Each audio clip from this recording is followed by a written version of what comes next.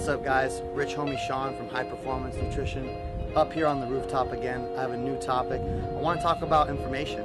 I want to talk about how to decipher what's good and bad information, in the sense of the world we live in is filled with information now. We have the opposite problem that our parents and our grandparents had from 30, 40 years ago. Back then the issue was that you couldn't get the information you needed, so you pretty much lived in the dark. Now the problem is that there's literally so much information that you can drown in it, that you can get confused and overwhelmed by the amount of sheer info that's out there.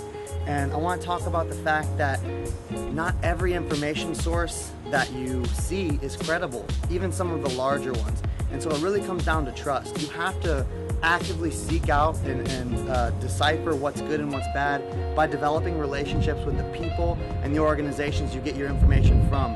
Ask yourself, what is their benefit? What is their perceived motivations for providing that information? Obviously, if you ask me, look, I'll put myself in the blast here, in the spotlight. What is my reasoning for providing great information for health and fitness, for nutrition, for training? It's obviously because I want you guys to trust me and see past all the BS and know that the products that we make from HPN are designed only to be used alongside proper nutrition and training. And I make things that I believe are geared towards building a healthy lifestyle. Nothing that's flash in the pan, bullshit results overnight, abs in 10 days, 100% gain on your bench press.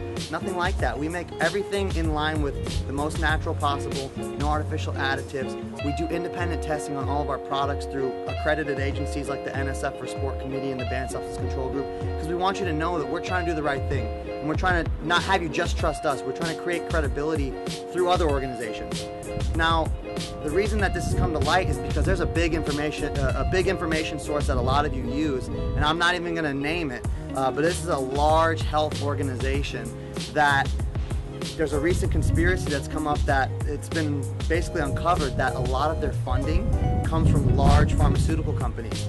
Companies that have every interest in manipulating information that we get as consumers who are looking for health-based information and getting it to be presented the way that they want it to be, so that you end up using their products. And this is nothing new. They've done it with Congress, they've done it with every different government organization you can think of.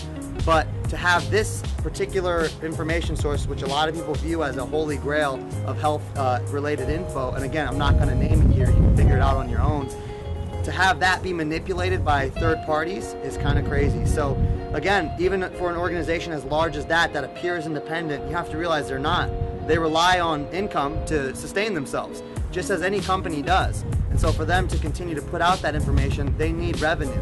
And where they get that revenue from should be considered in deciding if you want to view their information as credible and reliable.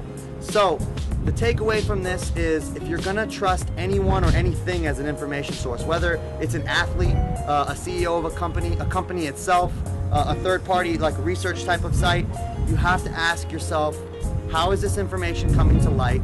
Where are they getting it from? Who's presenting it? Do I trust that person? And what are their underlying motives? If you ask yourself these questions, you'll be able to better filter out what information is worth using and what you should discard and see through and let it run through your hands like sand, or in one ear out the other, because we hear so much information on a daily basis now that we have to do this if we don't want to confuse ourselves. Because you can have a great game plan and a great understanding of a subject, but if someone comes in and throws, random stuff at you, new information that you think is credible, you have to sometimes let it go.